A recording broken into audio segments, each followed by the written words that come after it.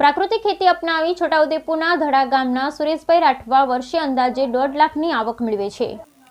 પ્રાકમાં થતી જીવાત માટે નિમાસ્ત્ર, બ્રહ્માસ્ત્ર અને અગ્નિસ્ત્ર ઉપયોગ કરતા સુરેશભાઈ રાઠવા પ્રકૃતિના ખોળે વસતા ગુજરાત અને મધ્યપ્રદેશની સરહદે આવેલ છોટાઉદેપુરના ધડા ગામ ચારે બાજુ જંગલ અને ડુંગરોથી ઘેરાયેલું છે। અહીંના ધરતીપુત્રો ડુંગર પર બાપ દાદાના સમયની પરંપરાગત અને જંગલમાં મળતા કંદની ખેતી કરે છે। આ ડુંગરોમાં તેમને પરંપરાગત પદ્ધતિ અને આધુનિક સાધનોથી ખેતી કરતા ધરતીપુત્રો જોવા મળશે। આવા જ એક ધરતીપુત્ર સાથેની મુલાકાતની વાત કરવી છે। છોટાઉદેપુર તાલુકાના ધડા ગામના ધરતીપુત્ર સુરેશભાઈ રાઠવા સાથે ખેડૂત તાલીમ અને રવિ કૃષિ મહોત્સવ વખતે મુલાકાત થઈ હતી।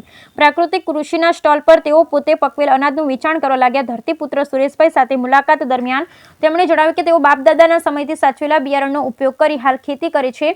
વર્ષોથી અમારા ઘર પૂરતું વાવવા માટે જૂના બિયારણ વાપરીએ છીએ। મારા દાદા બિયારણની માવજત કરતા, તે જ બિયારણ વાવણી કરતા।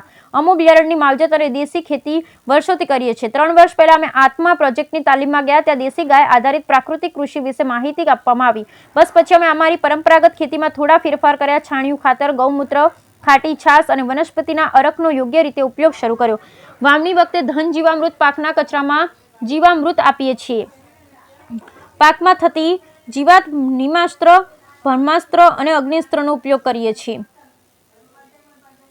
સુરેશભાઈ આ વર્ષે લાલ અને સફેદ એમ 2 પ્રકારના ડાંગરનો પાક લીધો છે, જેમાં તેઓ પરંપરાગત બળદ ચલાવી અને ડાંગરના પૂળામાંથી ડાંગરનું છૂટું પાડે છે। આ પાક સાથે તેમણે ખેતરની ક્યારી પર ગિલોડી, પાપડી, જંગલના કંદનું પણ વાવેતર કર્યું છે। ડાંગરનો પાક તૈયાર થઈ ગયો છે, પણ બજારમાં વેચાણ કરવાનું છે। અમે વર્ષોથી ગાય આધારિત દેશી ખેતી કરીએ છીએ। હાલ 4 એકરમાં ખેતી કરીએ છીએ। એમાં અમને આ વર્ષે 1.5 લાખનો નફાનો અંદાજ છે। દેશી ગાયના નિભાવ ખર્ચ માટે ₹900 એમ વર્ષે 10,800ની સહાય મળે છે। Bureau report Rehan Patel, Chhota Udepur. મારું નામ રાઠવા સુરેશભાઈ ચમાડાભાઈ, ગામ ધડા ગામ, તાલુકો જિલ્લો છોટાઉદેપુર। અને હમો છેલ્લા 3 થી 4 વર્ષથી હમો પ્રાકૃતિક ખેતી કરજે છે। અને એમાં અમુ ડાંગર, તુવર, મકાઈ, અડદ, દેશી ડાંગર તે અમુ ખેતી કરજે છે। એમાં જીવામૃત, ધન જીવામૃત, નિમાસ્ત્રોનો એનો ઉપયોગ કરીને અમુ ખેતી કરજે છે। પ્રાકૃતિક ખેતી અમુ એની માહિતી અમને આત્મા પ્રોજેક્ટમાંથી મળી હતી, તો અમે તાલીમ લીધી। 15 દિવસ જેવી તાલીમ લીધી। પછી અમે ઘરે અમે ખાવા પૂરતી ખેતી કરી, પછી વધારી થોડી।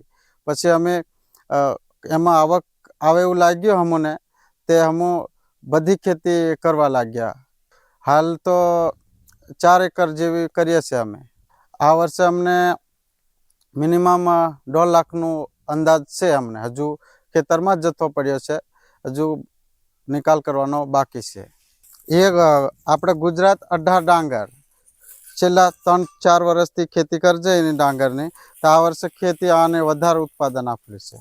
પહેલાં અમે બીજા અમૃતથી અને માવજાત કરી, પછી અમે પાછું ઉછેર છોડનો વિકાસ સારો થયો એટલે પછી રોપ્યા બાદ પછી એનો જીવામૃત, ધનજીવામૃત બધું એમાં અમે ટાઈમે ડેલી પાવતા હતા।